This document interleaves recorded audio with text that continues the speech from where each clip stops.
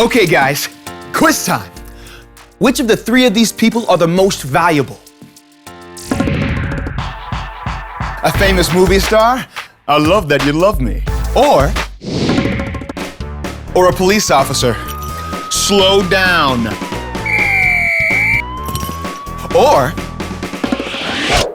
Or Ned Ivy, the quietest guy in my science class. I don't talk much. Whew. Well, the answer is all three. Yep.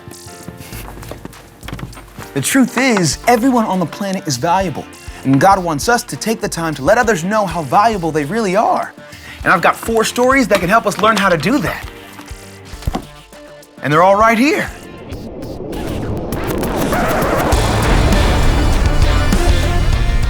Everyone is part of a bigger story. It's a bigger story than you can imagine. It's a big story about a really big God. Discover the story that shows you the character of God. So this is my Bible. It's one big story that God wrote, and we can be a part of it. It's broken up into 2 sections: the Old Testament, before Jesus was born, and the New Testament, after Jesus was born. Now today, I want to show you some stories in the Old Testament that revolve around one guy, David. Let's start at the beginning of his story in the book of 1 Samuel. We pick up with the current king of Israel, Saul, who God wants to replace, because Saul didn't listen to God. So God sends his prophet Samuel to find the new king. The crazy thing is, God chooses someone that everyone else ignored. Why? Because God likes David's heart.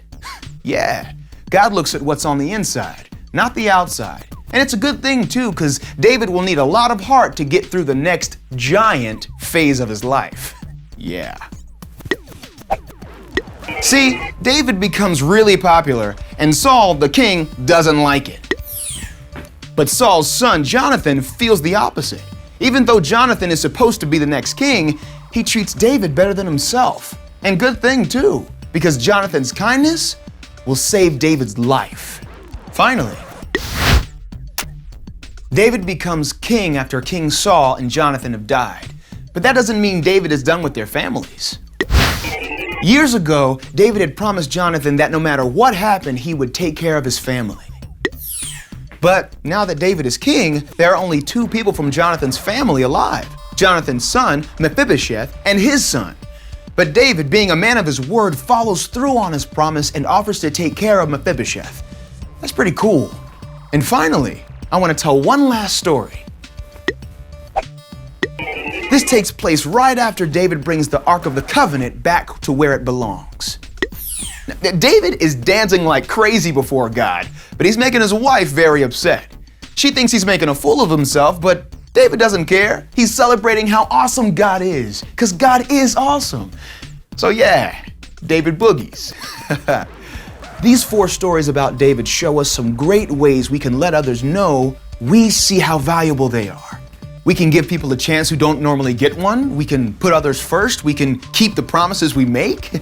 Those are all things David did or had done for him, and they're great ways to show people honor. It's an awesome reflection of our love for God and a great way to show the people around us how amazing God is. Honor. Can't wait to see how it shows up in you and me.